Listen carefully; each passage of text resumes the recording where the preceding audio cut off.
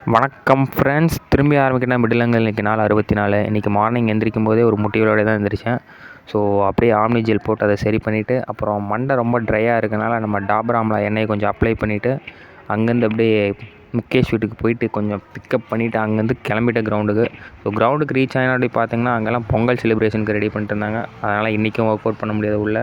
அதனால் அங்கே இருக்க ரேம்ப்லேயே வாக் போயிட்டு திரும்ப ஹோல்டிங் செஷனில் நானும் முகேஷும் நின்றுட்டுருந்தோம். அந்த கிளிப் எடுக்கல. அதுக்கப்புறம் பார்த்திங்கன்னா லெக் ரைஸ் பண்ணிட்டு அங்கேருந்து திரும்ப முகேஷை ட்ராப் பண்ணிட்டு வீட்டுக்கு வந்துட்டேன். வீட்டில் வந்து பேக் ஒர்க் அவுட் பண்ணியிருந்தேன். பேக்கில் 2 வேரியேஷன், அப்புறம் பைசெப்ஸில் 2 வேரியேஷன்.